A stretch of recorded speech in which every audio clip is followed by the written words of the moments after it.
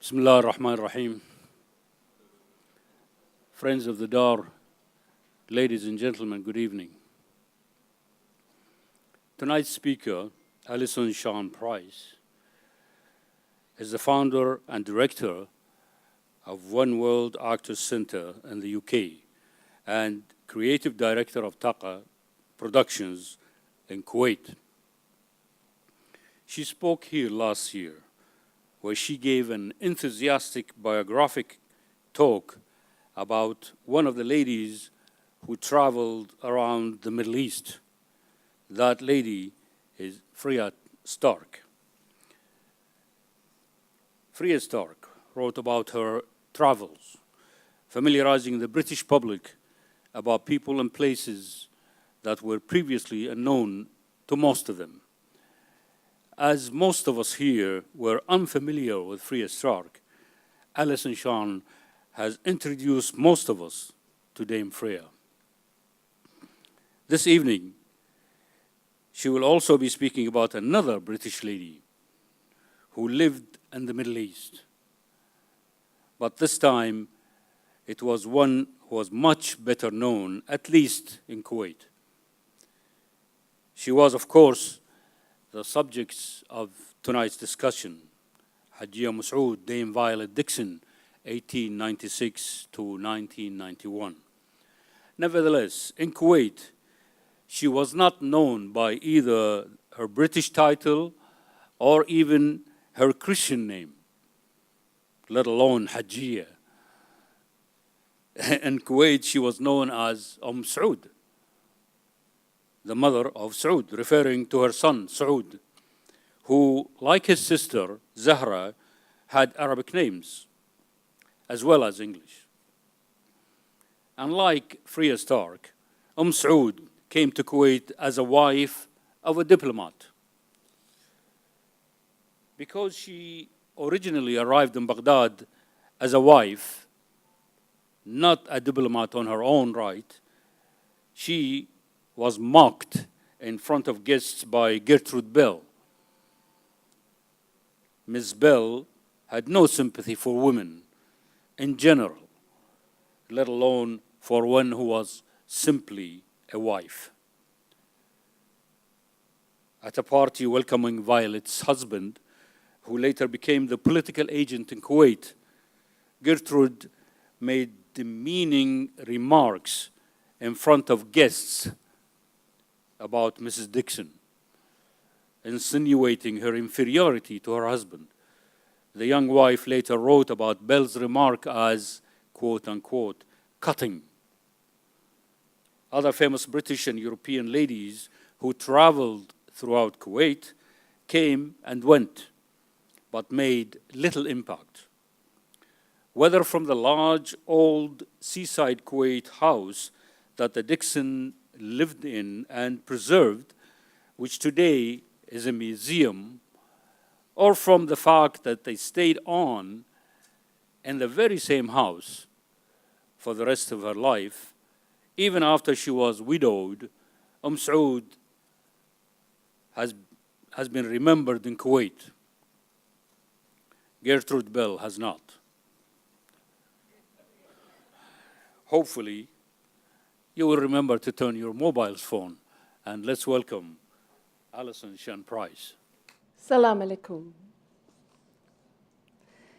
May I take the opportunity to thank Sheikh Hussa al-Sabah al-Salam al-Sabah and the Dar al-Athar, al-Islamiyyah, for this wonderful opportunity to celebrate the life of a lady who witnessed the astonishing transformation of our beloved home, Kuwait, Dame Violet Dickson, Saud of Kuwait.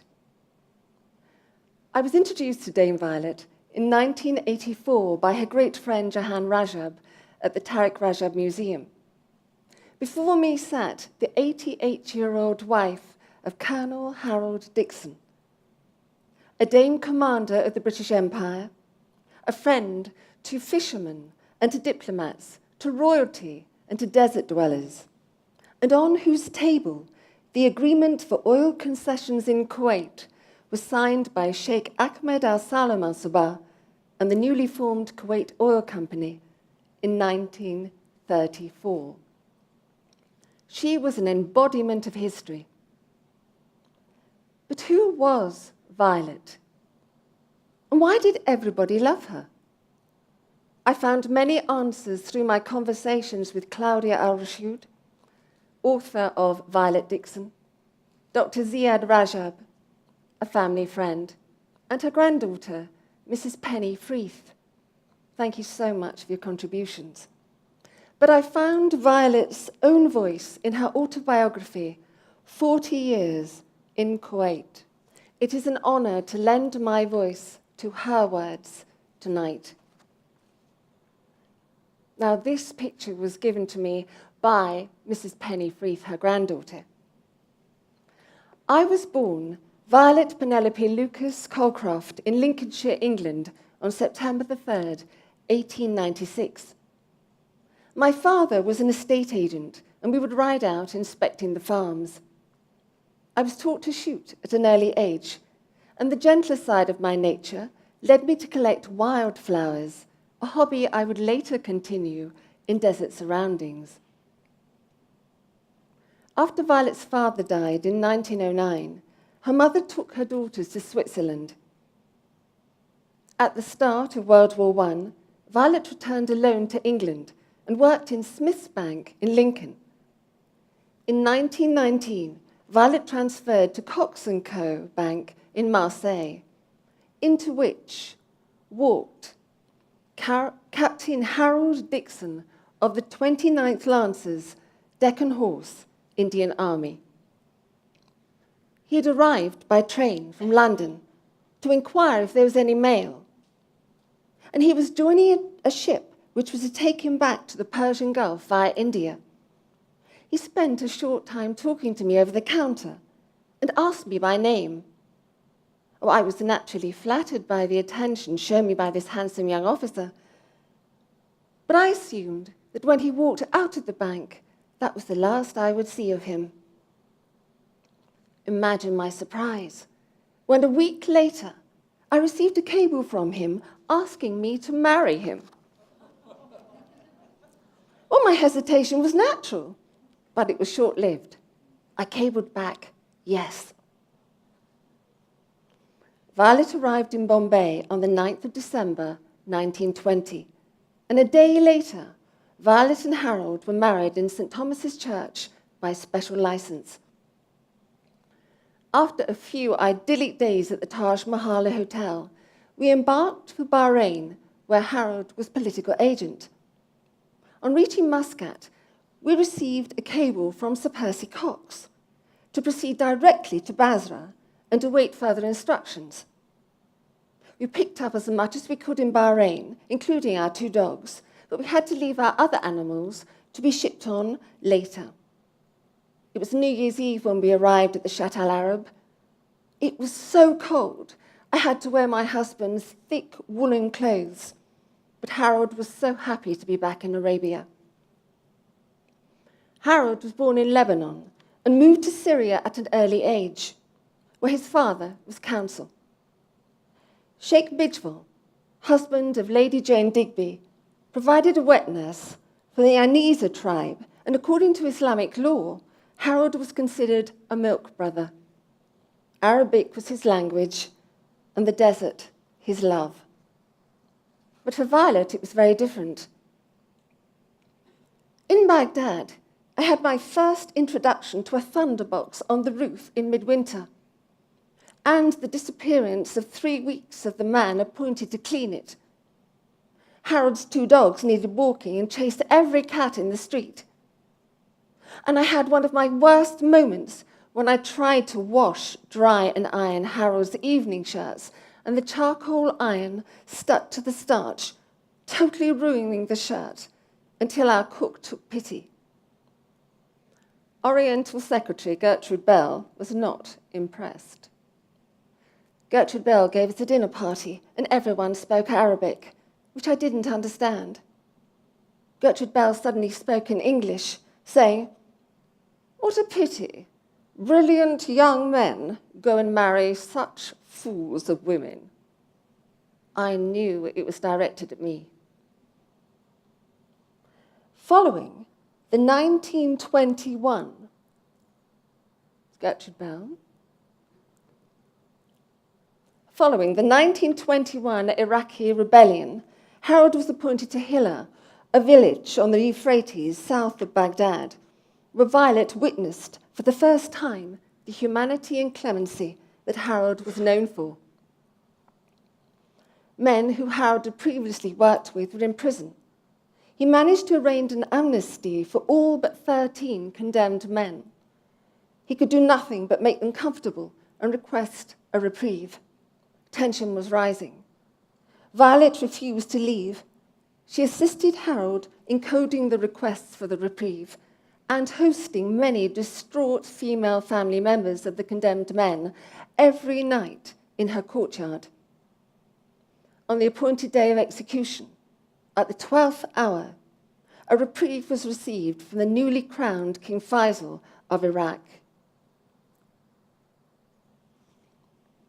and announced from the rooftops by Harold to the people below. As her Arabic improved, Violet was able to accompany Harold on his trips to the villages, where she made many friends, including a lovely girl named Zara, who became a firm friend and visited her often with her mother.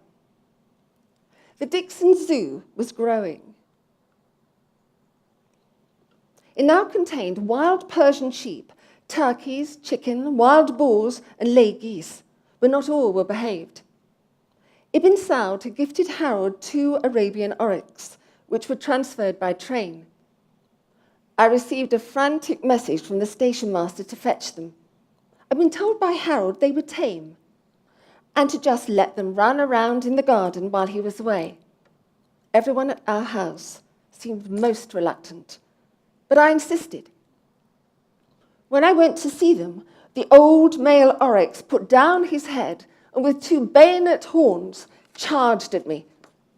I ran for my life into the house with the oryx chasing after me and crashing through the wire netting. Another animal could have caused a national incident. On October the 23rd, King Faisal was due to visit Hilla on the way to the holy spirits of Kabbalah and Najaf. I looked out of the bedroom window and saw my husband arriving with the king 2 hours early. The king immediately wanted lunch. Well, I kept trying to hurry the cooks, who were preparing many partridges we'd shot the day before. Once served, King Faisal, a charming man who spoke French to me, turned to Bertram Thomas, and in a flash, our tame mongoose jumped onto the king's lap, seized the partridge from him, and carried it into the corner, growling. The king said not a word, but left immediately after lunch. However, he did send Violet a gazelle for her zoo. In 1922, Harold and Violet were to leave Hilla for Bersha and many other places, and the 2 gazelles were to be looked after by Zara. The last time I saw Zara was a few days before we left Hilla. She had come to say goodbye. She promised to take the 2 gazelles to look after. But on the day before our departure, there was no sign of her. The following morning, we received news that she'd eloped with the man she loved, refusing to marry her first cousin, who had the right to her. Her brother had followed, and in an honor killing, had disemboweled her. It was in memory of her dear friend that Violet named her daughter, the author Zara Freeth, born in India in 1925, after her. Her son, Hammer York Warrington Saud, was born in Switzerland in 1923 and named after his father's friend Ibn Saud at His Highness's request. In 1929, Harold's wish to return to the Middle East was granted, and he was appointed political agent of Kuwait.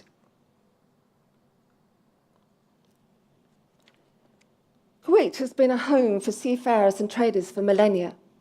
International archaeologists under the Kuwait National Council for Culture, Arts and Letters have revealed the existence of Neolithic, Ubaid and Dilmun civilizations, with artifacts proving extensive multicultural exchange.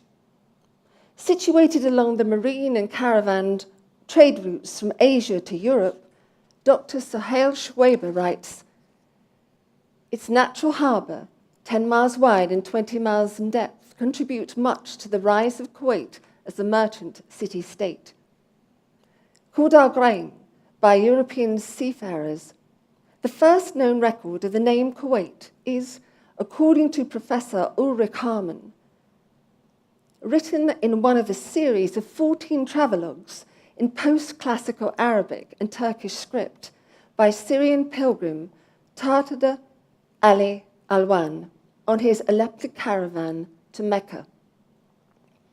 15 days after our departure, we came to a town called Al-Kuwait, a sizable town that resembles the Al-Hassa but smaller. We had pilgrims with us who continued on a road called Al-Jara. The distance to Basra is 4 days, but by boat, from this harbour, it is one. It is a city port.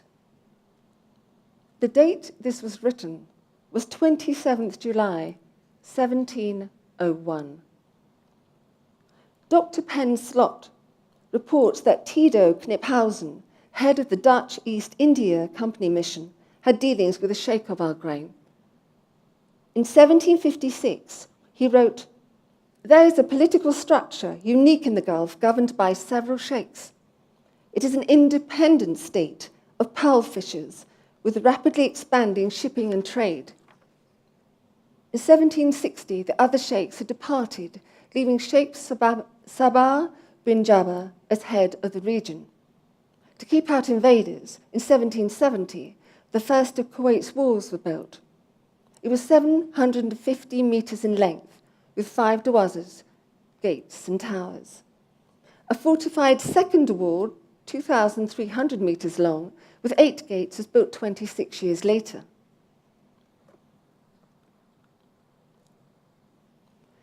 In 1897, internationally acknowledged as a brilliant statesman and the father of modern Kuwait, who introduced hospitals and schools, Sheikh Mubarak bin Sabah al-Sabah, Mubarak the Great, took control of Kuwait.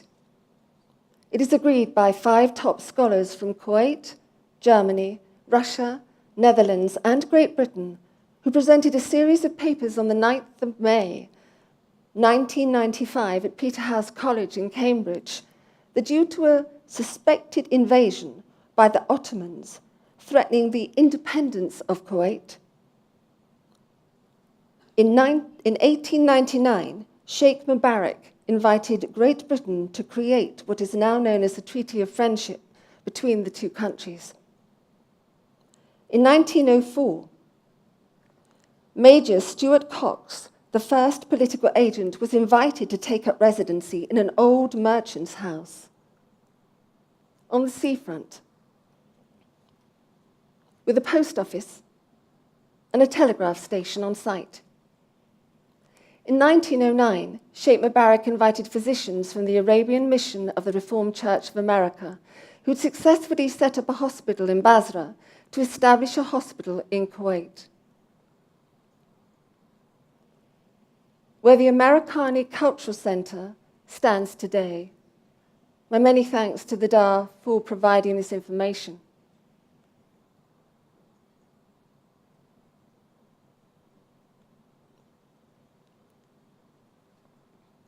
The arrival at the hospital.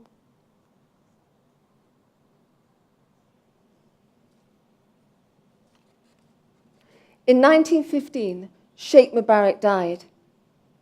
A new enmity between Kuwait under Sheikh Salam al-Sabah and Ibn Saud resulted in fierce fighting.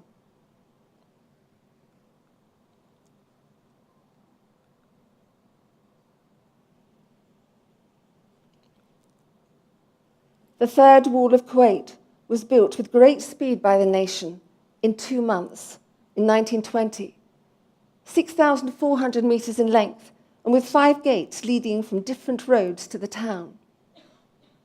Sheikh Saud put a Saudi Arabian trade embargo on Kuwait which lasted until 1937.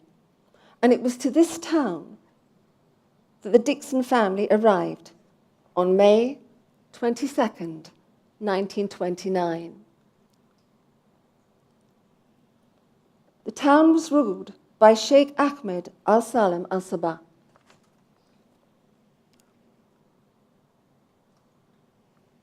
Violet writes, "It was May the 22nd, 1929 when we arrived in Kuwait. The ship anchored 2 miles offshore. The political agent, Colonel Moore, came out to meet us in an agency launch, and as we neared the harbour, we transferred to a jolly boat. As the tide was out, we had to get one by one into a sedan chair to be carried by the crew and deposited on a sandy beach. The 2-story green and white building of mud bricks covered in gypsum sported a magnificent teak door, which was brought to shine by shark oil. Living quarters were upstairs, offices, kitchens, and servant quarters below. However, as you can see, the agent was in desperate need of repair. In 1929, it was the Sana al-Hadama, the year of destruction due to heavy rains. Water had soaked through the walls and softened the mud. Living at the bottom of a hill meant that the water and the mud from higher houses ran down the hill and through their passageway into the sea. Unfortified houses were washed away. The violent storm of February 1930 broke the dining room roof. It was so bad that Harold and the launch captain had to fetch a ship's mast to prop up the roof. We found a clever Persian builder, Usta Ahmed, who came to our rescue. Using coral rocks from the sea, he strengthens the foundations and built 4 buttresses in the front. There was no electricity, no air conditioning, only a punkah and paraffin lamps. Because the summer heat was so stifling, we slept outside, gazing up at the tropical stars. The silence was broken by our horses below, and at 3 a.m., my cockerel in the chicken run would join in the cockerel dawn chorus. At first light, we'd hear the cool call of the muazzin from the small minaret, the authentic voice of Arabia, the resonant but simple call of a blind man. Sailors in the cool of the night would repair their boats and sing rhythmic songs. We could hear the sound of their hammers. Once, while settling down to sleep, there was an eclipse of the moon, and bands of drummers and singing men roamed the street, praying and calling for the restoration of the moon. When author Freya Stark visited Kuwait in 1933, she stayed with the Dicksons. In her book, Baghdad's Sketches, she recalls the harbour with fondness. The clean sea air is invigorating. On the left is a sea as blue as Mary's veil, mother of pearl and white coral bleaching on the sands, with spiky shells, which were once used to make lamps for Sumerians. Who can describe the beauty of these boats with their arabesque designs on high carved sterns, the batil and the boom, travelling all the way to Zanzibar, where in the middle deck stands a shallow altar in which to cook rice. In Kuwait and was my home, Zara Freeth describes the sea chests in which crew members took articles to sell on sea voyages, each receiving a share of the profit. The success of the voyage was dependent upon all. At that time, 400 boats were side by side in the harbour, and Violet chatted to everyone, often sitting on the wall to share news with fishermen. Violet, Harold, and their children scavenged the beaches for shipwrecked treasures and visited the lighthouses. Alan Villiers, an Australian who came to Kuwait in 1930, according to Mark McCool of 248 AM, joined the Tao, Triumph of the Righteous, sailing to Africa with the Kuwaiti sailors. His book, Sons of Sinbad, documents his voyage. From September to April, the sailors left the shores of Kuwait in large boons, trading ships travelling large distances. Between April and May, the sailors returned and went home with their families, fixing their boats.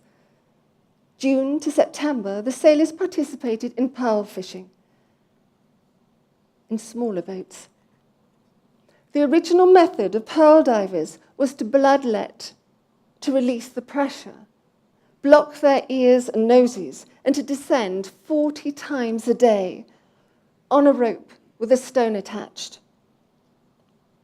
On filling his basket of pearls, removed in situ by a sharp knife, the diver would ascend, and the stone would be raised by the crew.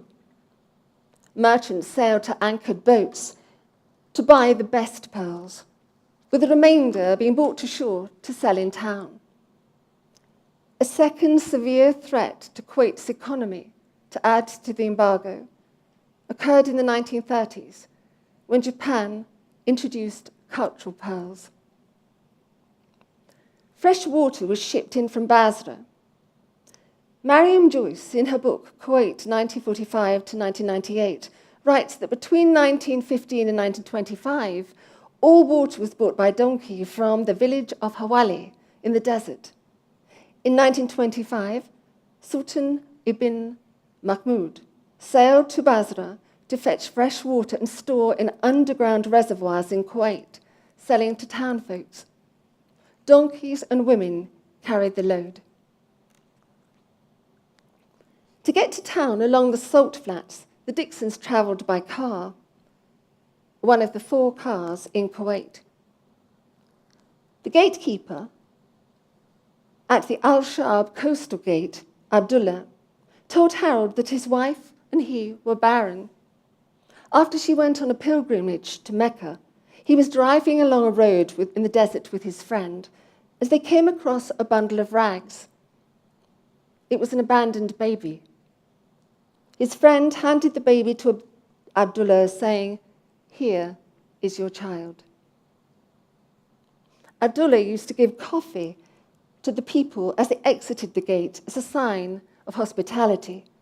He became a very rich man in New Kuwait on selling his 3 mud brick houses in prime location to the government. Streets were narrow and winding. Houses were close together with small windows and thick walls to reduce heat. And thank you to Dr. Ziad Rajab for his mother's photograph. Donkeys and horses, carts, camels, people, and the only 4 motor cars in the town had much problem in passing each other.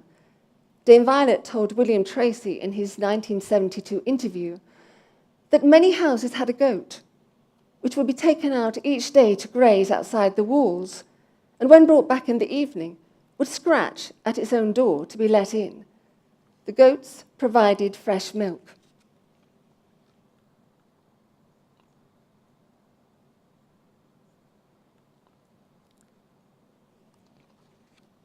The most exciting place in the town was the souks or bazaars. In Baghdad's sketches, Freya Stark writes that in the middle of the bazaar was the Maidan, where camels and tents camped. Amongst stalls selling equipment and furnishing, daggers with jewel inlays, frankincense from the Hadramaut, incense burners from Riyadh, coveted copper and brass Kuwaiti chests, Persian carpets, gold, spices, clothes and pearls.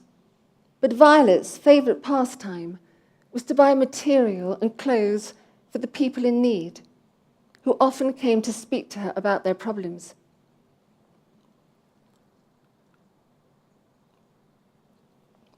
The political background of 1930 was the rebellion in Saudi Arabia by the Ikhwan movement, led by Faisal al-Darwish.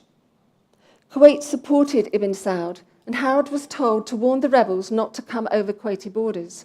But this went against the ancient grazing rights of desert nomads. "I was so worried about the plight of several thousand women and children who were with them," stated Violet. The rebels reached Jahra Oasis.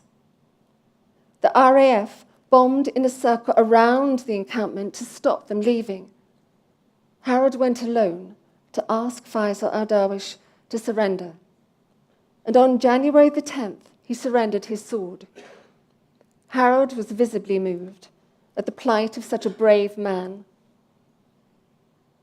I bought new clothes for him to wear before he was handed over to Ibn Saud. Harold had promised that if he surrendered, he would be personally responsible for the safety and welfare of the women and children. We went to Jahra with food and clothes, and later brought his wife, 3 sisters, 6 women, and all their children into our house, until a house was made available for them in the Maghreb area. 1930 was also the year of the locusts. Swarms descended upon Kuwait, eating everything in sight, including curtains. But as the delicacy, they were delicious and provided stable food for nomads. Violet's children delighted in catching them. In 1932, there was great excitement as the first aeroplane, the biplane Imperial Airways, arrived at the newly opened route to India. On the first day it landed, a grand reception had been planned by the Sheikh to receive it. Kuwait airfield was then the natural desert just outside the town wall. 1933 was a time of great sadness. No more did children play in the streets. Half the population died in the smallpox epidemic. The American mission offered inoculation, but few were brave enough to accept it until Sheikh Ahmed had the schoolboys at the al-Mubarakiya school inoculated under armed guard to show the population its worth.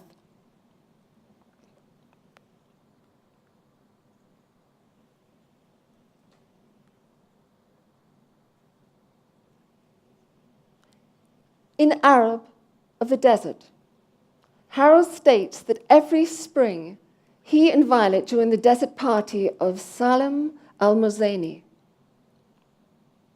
He writes that Salam was widely respected for honesty, stability, and knowledge of the land from Kuwait to Riyadh and Huf. He would pitch our tent wherever he moved and send word to town to tell us where he was. His second wife, Amsha, and sister, Munira, wove strips of black sheep's wool.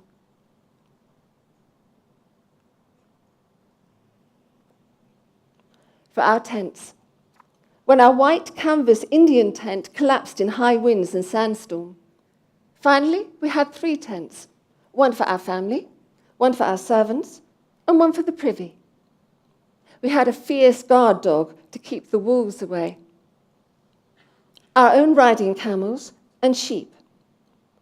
Violet's hobby was collecting wild flowers in the desert and sending them to Kew Gardens. One such flower had not been seen before and was named Hajjiyah Dicksonia in her honor. Harold was updated with news from nomads from different areas. In Arab in the Desert, he shows a detailed account of life as a desert nomad before modernization. Many chapters include social systems, the tent and furnishing, marriage and divorce, faith, food and hospitality, death and burial, seasons and winds, sandstorms, warfare, guides and trackers, wild animals, sickness, crime, superstition, storytelling, and dreams. Harold was a great storyteller. One such story involved a sheikh and a priest having lunch in a ship offshore. Sitting next to the priest, the sheikh was about to be served ham for lunch. His cultural advisor, sitting on the other side, explained what it was, and the sheikh politely refused, saying it was against his religion. To which the priest replied, "Oh, think what you have missed." The sheikh was about to be served wine. His cultural advisor again explained what it was. Again, the sheikh politely refused, saying, "It's against my religion." To which the priest replied, "Oh, think what thou have missed." At the end of the evening, the sheikh rose, thanked his hosts, and turned to the priest, saying, "Please give my regards to your wife." To which the priest replied, "I'm not married, Your Highness. It's against my religion." To which the sheikh replied, "Oh, think what you have missed."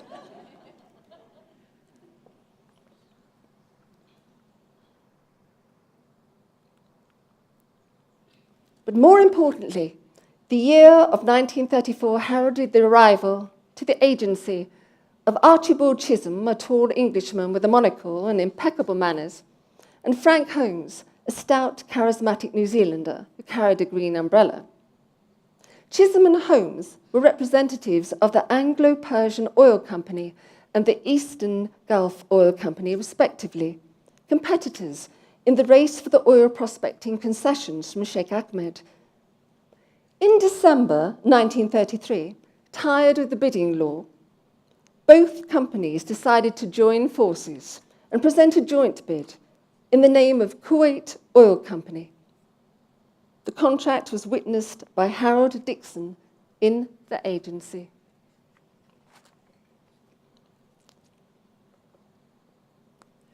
While the search for oil was underway, Sheikh Ahmed foresaw great changes in Kuwait and was anxious about the effect of commercial development on the traditional Arabic way of life.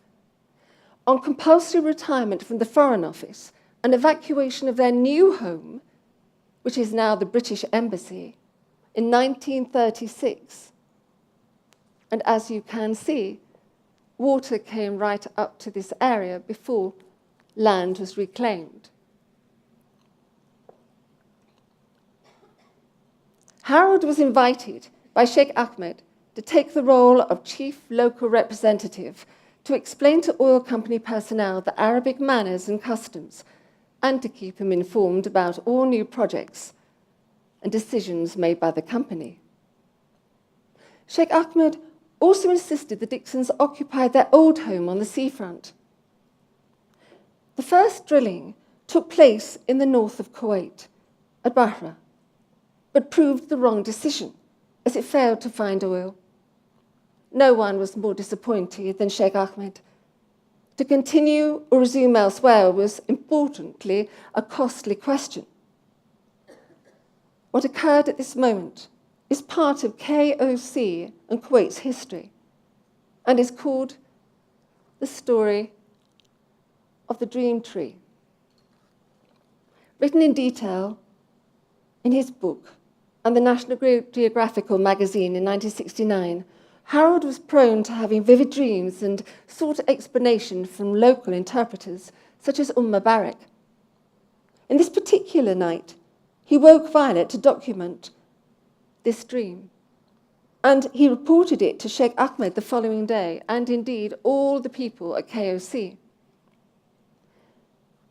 I will summarize the dream for you. He dreamt that he and Violet were in an oil company bungalow. One night, they had a terrible storm. The wind went right the way through the bungalow. And in the morning, they found that in the garden, to the south of the garden, by a cedar tree, I'm told that's the wrong pronunciation, a cedar tree, there was a big cavity, 100 feet by 100 feet and 6 feet deep. Inside the cavity was a plaque of marble, and on the marble was a mummified body in ancient shroud. As they went up to the cavity, they saw that the shroud and the body inside was coming alive and turning into the most beautiful woman. She said to them, "I'm hungry. I'm thirsty. I have been under the ground for thousands of years. Please feed me. And please take me to the sheikh. There are men trying to stop me. They'll try and put me back into the ground." And sure enough, in his dream, men with swords came over the hill to try and grab her, and he fought them off. And then he woke up. This was interpreted by Mubarak to mean that oil would be found in a different part of Kuwait territory, south, not north, and near a lone cedar tree, a landmark in the desert. Violet records that Howard was diffident about accepting the interpretation.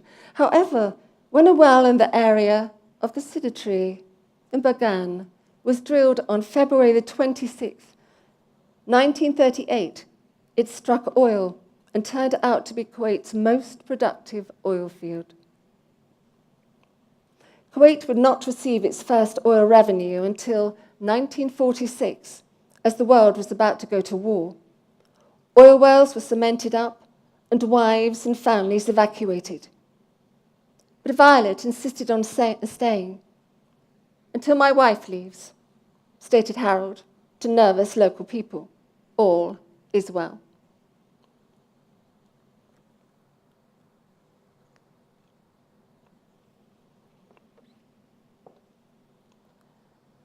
With the income of oil revenue, Sheikh Ahmed could realize his dream of a new Kuwait. The Emiria Hospital was built, schools opened, healthcare and education was had for all. Administration hierarchy developed in parallel with urban planning. The wall and the old buildings of the town were demolished, including, states Mrs. Shahan Rajab, an ancient tell in front of the Seif Palace. Owners were paid handsomely and given homes in new suburbs in the desert.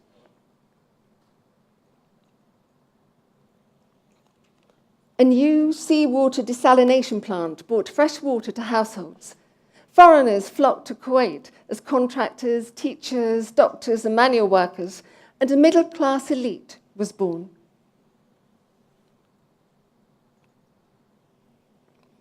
Violet writes, "By 1949, in the same way as public affairs and administration become so complex, we could no longer keep abreast of all the developments.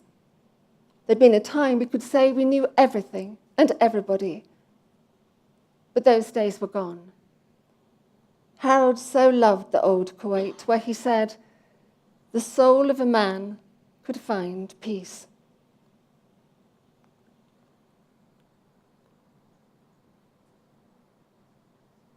This is one of my photographs that I took last week.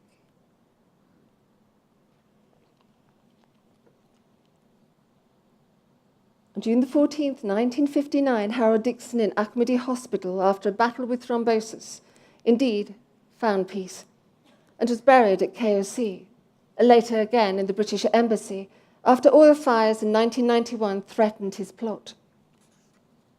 Violet notes with emotion how she felt after Harold had won his first battle but lost his leg in 1955. Coming off the aeroplane in Kuwait, Harold had hopped down the steps to be met by the entire al-Sabah family, Sheikhs hugging and kissing him while Violet followed in tears. After her husband's death, Violet chose to stay on in Kuwait, supported by the oil company. Fawaz Khan, her butler, told me that her schedule for a normal day, when she wasn't traveling to historical sites and ancient digs with friends and family, were breakfast at 8 o'clock, visits to the Sheikh Mijli at 8 to 8:30, visits from dignitaries 9 to 9:30, visits from others 9:30 to 10, paperwork and appointments from 10 to 1 o'clock, lunch 1 o'clock to 2 o'clock, rest 2 o'clock to 4 o'clock, tea 4 o'clock to 5 o'clock, and visits to the desert to meet friends 6 o'clock to 8 o'clock. Greeting the KOC night guard by her front gate, she stood every night on her veranda at 9 p.m.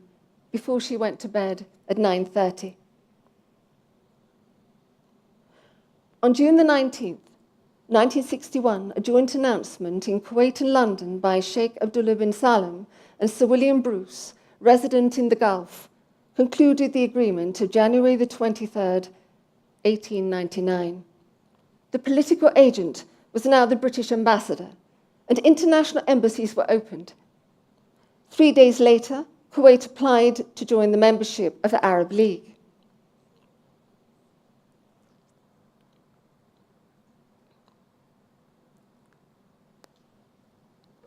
In 1964, Violet gave this interview in Arabic, and this is accessible at the Dickson House Cultural Centre and also on YouTube. In 1976, Dame Violet was made a Dame Commander of the British Empire for her services to Anglo-Kuwait relations. And it was her wish to be buried beside her dear husband, Harold. However, fate had other plans. On August 2nd, 1990, Iraq's Republican Guard, on the instructions of Saddam Hussein, entered Kuwait. Foreign Minister Tariq Aziz announced that Kuwait was now the 19th province of Iraq. On February the 26th, 1991, after 7 months of unspeakable atrocities, yet bravery beyond compare of the Kuwaiti resistance and those who risked their lives to protect others, Kuwait was liberated.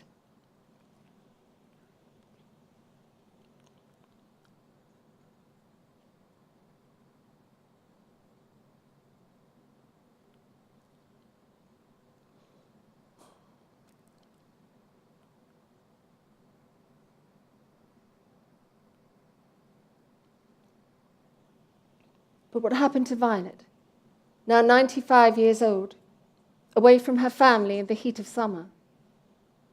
Fawaz Khan confirms Ann Bassam, the author of Footsteps in the Sand, The History of Kuwait from 1700 to 2003, her recollection that Dame Violet would never know what happened to her beloved Kuwait. In April of that year, she suffered a severe stroke and was in a coma in Ahmadi Hospital, whilst her house and all her memorabilia was ransacked. It was fortunate that years before, Violet and her family had donated photographs and documents to the Middle East Centre, St Anthony's, Oxford, where they are archived and available for anyone to see. Kuwait was under a media blackout, no electricity and no water.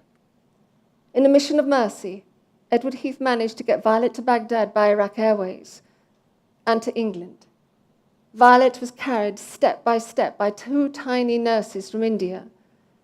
I remember our sorrow as we watched her televised descent from the aeroplane and from Kuwait in 1990.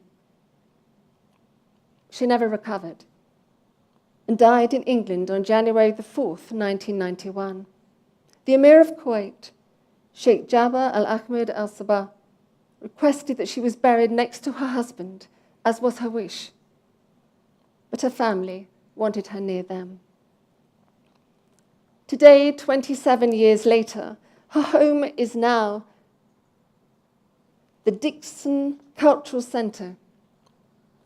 This is Claudia's photograph, showing you exactly what it was like before the occupation.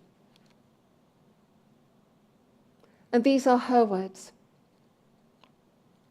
I never forget the first time I stepped into the home of Dame Violet Dickson on assignment as a photojournalist for the Arab Times in 1980. The house was filled with unusual antiques, beautiful Persian carpets, books, photographs, paintings, and heirlooms. I was dismayed when I learnt that the Dickson house had been looted during the occupation. But at least the house was still standing. The National Council of Culture, Arts and Letters' decision to preserve it should be much applauded. I was happy to contribute information and photographs showing what the house looked like in Dame Violet's day, now preserved for the future generations to enjoy. Today, Violet would not recognize Kuwait. Technology and planning continue at an accelerated rate. The Kuwait Strategic Vision 2035 heralds a new Kuwait. But what of Sheikh Ahmed's concern about loss of tradition? It is wonderful to witness the growth of all cultural centres and performance spaces displaying Kuwait's rich heritage. I spoke to youth and you'll be quite surprised at what they had to say. It is obvious that they are extremely proud of their unique identity, one of technology and tradition. Zia Khalil, an 18-year-old A-level student passionate about keeping the old Kuwaiti houses from being turned into car parks, working with mentors Bashar al-Hunaidi on marine environmental projects, and the Dar Museum archivists on historical records, told me, the fight to keep our culture alive is one of the most vital ones. Oil bought wealth and prosperity. We must not forget who we are. Our final photograph is by Yusuf al-Nasser, a dedicated street commercial artist. In his own words, he states, "My images of Kuwait present culturally significant tokens and elements that boldly accentuate the importance of heritage in the development of my homeland." Dame Violet would have been so proud of Kuwait today. Ladies and gentlemen, thank you so much for listening to me today. I realize that I've merely touched on a few fragments of the rich tapestry of Kuwait and of Violet. My research is ongoing, and I would be delighted to talk to you afterwards if you can send me some more information. Dame Violet's story is unique. And my deepest gratitude go to Sheikh Hajjiyah al-Sabah for personal photographs, Catherine Baker and Harvey Pincer of Dar Cultural Center for the photographs of Americani Hospital, Amal Al-Hazer and the National Council of Culture, Arts and Letters for all the documents I received, Dr. Ziad Rajab and the Tariq Rajab Museum for photographs by Jahan Rajab and Tariq Rajab, the Middle East Centre, St. Anthony's College, Oxford, for photographs by Freya Stark, the KOC for their photographs and tremendous help, Dr. Fakhri Shihab for personal memories, Claudia Al-Rashid, Hakim Al-Akwad, and Mark McCool, and to Mrs. Penny Freeth, granddaughter of Dame Violet, for her kindest support and her personal photographs of Dame Violet. You have answered my many questions. Thank you.